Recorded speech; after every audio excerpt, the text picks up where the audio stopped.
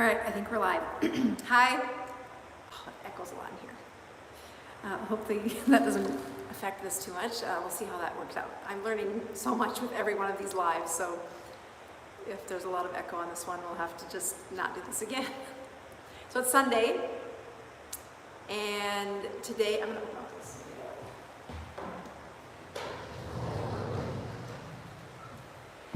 So today is Sunday, and this is the day I start my fast. I fast each week, sometimes only for 12 hours, sometimes for 72.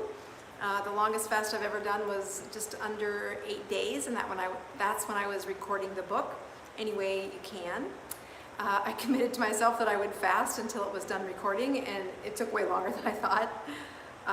But today is Sunday, and I start each Sunday out by telling patients that I will join them with a fast. Thank you for everybody checking in. Be sure to tell me where you're from. It totally helps as you do these things and just kind of learn to know who is your audience. And I'm new to YouTube Lives. This is, I think, number 5, and clearly by the echo in the room, I'm still learning. So hang in there. I do have a theme for tonight that I was going to answer some questions about. It has to do with fasting and some of the questions that go with that. So if you guys are fasting or beginning the fast with me, please tell me that on the comments as well. Like, it's your first fast, or you've done this before, and what's your goal? So again, just a reminder, why do I fast? Why do I do this? I could stand to lose another 15 pounds. Wouldn't be terrible. It's not a big goal of mine though.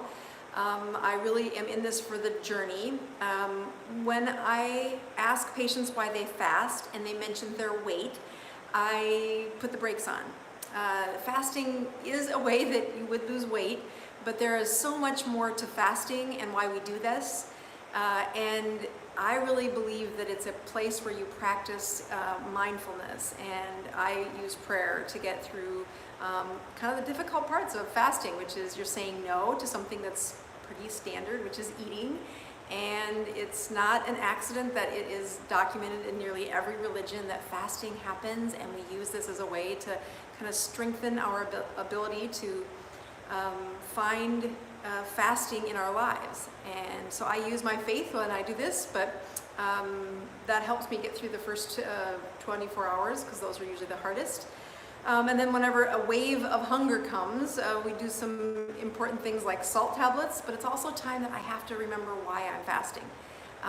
Usually I'll have a very specific patient that I'm thinking about or that I'm working with, and whenever I get to the part where I want to say, forget it, I don't really need to fast, if I don't have that patient in my mind, I will totally give up. But if I have them in my mind and I'm saying, no, I can do this, this is an example, it just strengthens why you do things. It's why a tribe of people works better than to do things alone. Which is one of the reasons I do this live, is that if you've never fasted before, please don't start out from a standard American diet and fast. One of the purposes of fasting is that it does take your level of ketosis up a notch. And I post my sugars, my blood sugars and my blood ketones throughout my fast. This time I have set a goal. I'm traveling, so this is the hardest part whenever I'm not at home. We did a long road trip, and actually halfway through the road trip I headed one direction, and my husband is headed back home to take care of kids. And so I'm alone, I'm traveling, and so the stress of not being in the routine, it's not my favorite. I don't like to do that. I like to fast when I know my routine, I'm in my own house, I know what's in the fridge and where my next food could come from if I need to.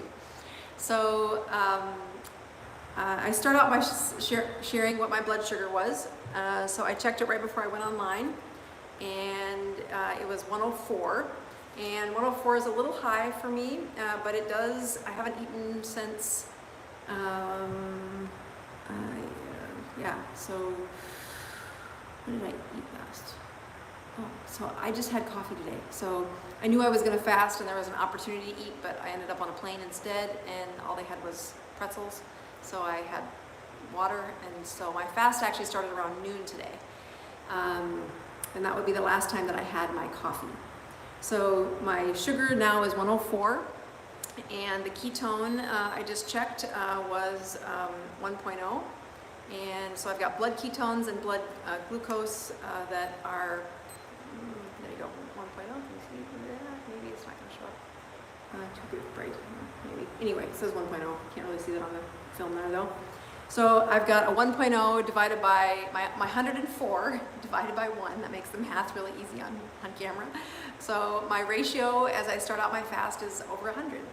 And again, I use this ratio for patients as I look at, what kind of intensity do they use their fasting for. When I'm working with patients with cancer, we really try and get that ratio below 20. It is really hard to do. Sometimes by the end of the fast, I hit that level, but it's not always guaranteed. If I get into 72 hours, then my sugars definitely get on into the 70s, and my ketones are usually above 3 by that point. So then I can hit those numbers. But there's a few reasons why fasting happens just in a normal person. I don't have diabetes, I don't have insulin resistance. I have had what I would consider the first stages of insulin resistance. That's when there were many more pounds on my body. And after losing most of the weight, my blood sugar still can bump up over 100. It's later in the day, it's not, there's a lot of variables for why that sugar might be above 100. And more importantly, I think the checking my blood sugars, first of all, it shows patience. This is how you do it. This is why you do it. But it's total accountability. Like, there's part of me that said, do I really want to fast? I'm away from home. There's a lot of reasons to say no. But as soon as I see that my sugar was above 100, I'm like, oh, yeah, I should probably fast. Because, that is a sugar that continues to say there's plenty of places where I've stored the glycogen in my muscles and my liver, and as soon as my body needs it, there's access to it. Each time I fast, I think about emptying another little section of that stored sugar out from my system. In patients who are diabetic or newly into ketosis, we're usually talking about their liver being filled with that stored sugar, and that each fast they do gives their liver a chance to empty out a little more. But that brings me to the crutches that I would encourage patients to use if they are just beginning out on a ketogenic diet. So by just beginning, I mean you're within the first couple of weeks. So if I was able to dive deep into your little cells and look at the mitochondria, and those are the furnaces inside your cells, I would see that they're kind of like baby athletes. They're just baby mitochondria. They're not really in the big full force of using what a mitochondria is supposed to do, which is burn fuel. And in this situation, what we're doing is trying to teach those mitochondria to burn ketones. Ketones are this product from fat, and when you fast, the sugar storages go down, and within hours, your body says, hey, we need to use the backup section, and that's where ketone burning begins. Most of your mitochondria haven't burned ketones in years if you've been on the standard American diet. And I would contend you shouldn't try fasting until you can know that your body has really been producing ketones. Looking back at the mistakes that I made when I'm teaching my mom how to do this, and then obviously the ones I made with me, I would have patients checking a blood ketone monitor. There's the breathalyzer that you can use for ketones, and there's the urine dipsticks, and those are really helpful for getting people used to ketosis. If you've got a few of those urine test strips in your pocket and just check yourself throughout the day to see, are you in ketosis? It's so rewarding to say, yes, you're doing this right. That point of feedback is really helpful in those first few days. But as you get into the later stages of ketosis, like that second or third week, and especially if you want to try fasting, I recommend that you get a ketone monitor. I send patients to Walmart to get their blood glucose monitors. Not only is it really affordable, but it's quick, easy access for replacing your test strips. And test strips and having them next to your meter, that's the only way it works. So if you have a meter, great. But if you run out of test strips, it's kind of like not having a meter. So Walmart keeps a great supply, super cheap option, and it's pretty reliable for patients. So that access and supply is what I've recommended. I've put the Keto Mojo is one of the ones that I've used. But I also have a Care Touch one that I use for my ketone monitor. Again, I bought them when I could look at what the price of the strips were. The strips are interchangeable between most of them. You have to look carefully because there are a couple different types of keto strips. So if you buy one machine and then you buy the wrong replacement strips, they're not going to work. But there are not like 100 options of strips, there's just a few strip options. So it's pretty easy to even buy different types of strips that will work in your machine. Looking at the price is how I decided which ones to buy. So today my, getting into that third week of ketosis before you try to fast, and then arm yourself with some evidence. This is 2018. You can absolutely test yourself, empower yourself to say, what are your ketones and why are they up or down, and what am I doing right? Instead of waiting to come see the doctor and say, hey, this is what I have, what would you do? There's so much that you can learn on a point-by-point process by checking your ketones, checking your sugars, and then just learning about yourself. Like, I would have placed a bet that my blood sugar would have been below 100, and it wasn't. I even checked it twice. It's still above 100. Like, oh, okay, I might be human. Stress matters. I've probably got cortisol. I was just on a plane and hopped across the country, and I'm going to be up early and have some things on my mind. So stress matters, and it shows in my ketones, or in my blood sugar. So going back, if you look at what I recommend for patients that are new to ketosis, is that you don't fast until you get into that third week. By that time, those baby mitochondria have practiced using a ketone enough that you can see them meet the needs of the patient. It's also a place that by the time you get to the third week, they've usually figured out that magnesium is really important on this diet, that almost the whole country, the whole world is low or very on the edge of being low for magnesium. So as soon as you start producing ketones, your body really flushes out a lot of extra fluid, and with that goes magnesium. Patients will cramp on that. They will get more headaches. They will get bowel cramps. And just like if you were, magnesium is very helpful for settling down those cramps, but it's also, you shouldn't be that close to the edge. So I tell patients that it's really helpful to do magnesium baths. I know some people don't like to take baths. I have a patient who is really struggling, and I'm like, take a bath every night, take a bath every night. And in the end, he's like, Doc, I don't like bathtubs. I just don't like it.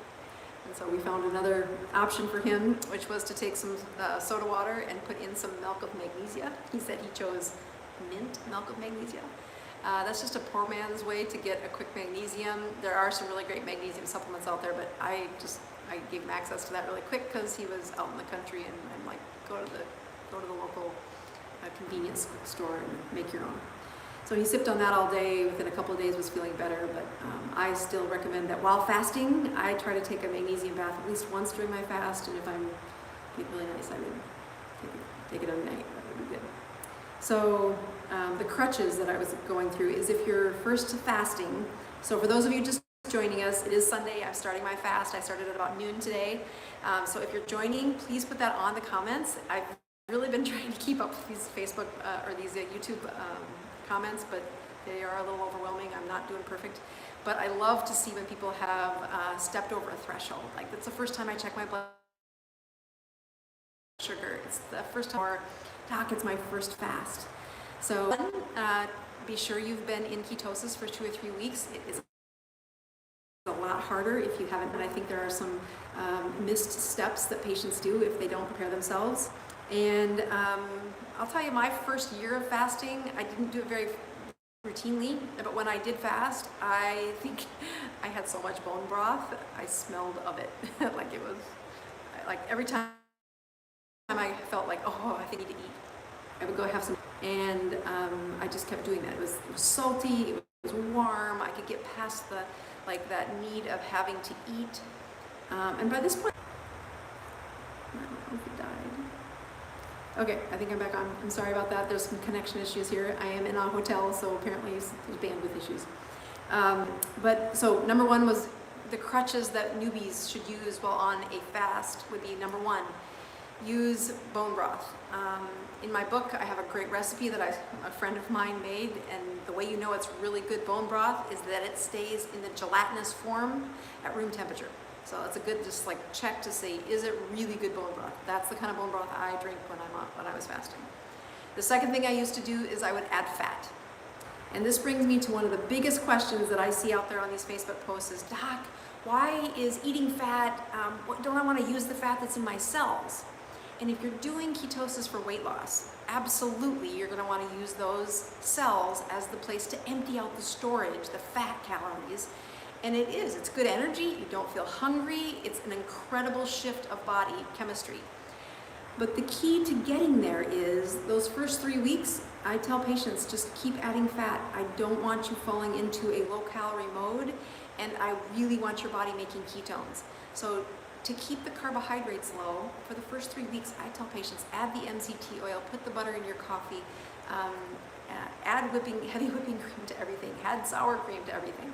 You know, those types of substitutes really help patients when they're in that first 3 week struggle of how do you eat just all fat?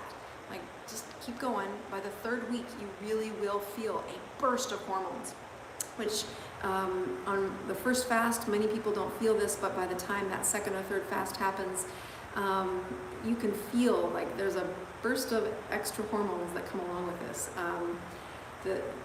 The growth hormone is one of those, but also just your energy is much better. This is kid friendly, so I'm going to keep it away from some of the other hormones that I like to talk about. By day 3, my husband likes me. It is great for fasting and getting all those other hormones to be alive. But all right, so the 3 crutches, we've gone through bone broth, we've gone through adding fat. If you're a newbie faster, just add fat. Using the ketogenic process or your ketosis process, your mitochondria are used to producing fuel and energy from those ketones, so just keep them fed. And then the third one is if you're really struggling to just use a beta hydroxybutyrate substitute, which is, I call them ketones in a can. They're actually made in the 60s or 70s. They're not on patent. They're very cheap. They're a supplement that you can use, and it's just ketones. Now, if you don't put sugar substitute in them, they taste terrible. So every one of the beta hydroxybutyrates that are out there on the market now pretty much have a sugar substitute in it. And again, for newbies, I let them do this. But the more practice they get in the process of being in ketosis, I tell them to know, you got to straighten up. If you're really in this for the immune system reset, or if you're struggling with the cancer and looking to augment those medical therapies with a ketogenic state, it is a salt and water fast only. And I'll be honest, I must have fasted for 6 months before I really stepped over that threshold and said, all right, just do it. Just, you can do this. You've practiced enough. You've had enough bone broth to like have every cell have some bone broth in it. I mean, I had a lot of bone broth for all those fasts. And I love heavy whipping cream in my coffee to the point where I wasn't losing any more weight. I didn't care. I felt good. But it really is something that if I wanted those ketones up, when I would look at my numbers, if I hadn't fasted a strict salt and water fast only, then the blood sugars really did stay in the 90s for me. Maybe a couple of high 80s, but never would I see it go into the low 80s or 70s.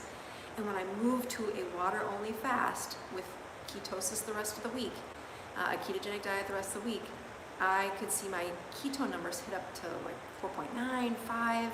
I could see my blood sugars get down into the 50s. One time I had a 56. And you say, oh, wouldn't that feel terrible? But you can't believe when you fuel that body with ketones, how wonderful the energy is and how great that is and a reset for your system. So I think I've covered this. It's pretty straightforward. So the reason you're fasting is to cleanse out the system. It is something that you graduate to. So if you're a newbie, be nice to yourself. Use bone broth. Use the added fat if you need to. And if you absolutely need it, have the beta hydroxybutyrate or the ketones in a can. Those are all little ways to bridge through and get the strength to do well at a fast better. So you'll see me post throughout the next few days. I set a goal. I have a big workshop that I'm doing on Thursday, and so I really want to be my best mind for that. I don't know if I can fast all the way through Thursday though. Anyway, we'll see. I'm also traveling, so I'm giving myself permission that if I only make it 48 hours, I only make it 48 hours. All right, I'm signing off. I will take a minute to, actually before I sign off, I was going to make sure there was no really good questions out there. I mean, there's always really good questions, but they just take a little bit more for me to read. Let's see. Yeah, people do a really good job of telling me where they're from. Oh, I love that. And then if you've ever fasted. So several of you have one of the best vitamins and supplements to take. Boy, I'm a foodie. I really want people having their vitamins and supplements from their food. I take care of really sick people though, so I have lots of places where we've had to check some vitamins and we've checked some micronutrients that they're not doing a very good job of replacing. There are some videos coming out on that. They just take a little longer to write because I like to source where the information comes from, and it takes time. So I'll go back and I'll look at these comments afterwards. The next YouTube Live, I am going to give away another book, so watch for that, because that worked out really well, that I gave away a free code last time, and I'm going to repeat that and do it next time. So good luck fasting, and be sure to chime in to let me know that you're fasting or not. Thanks again.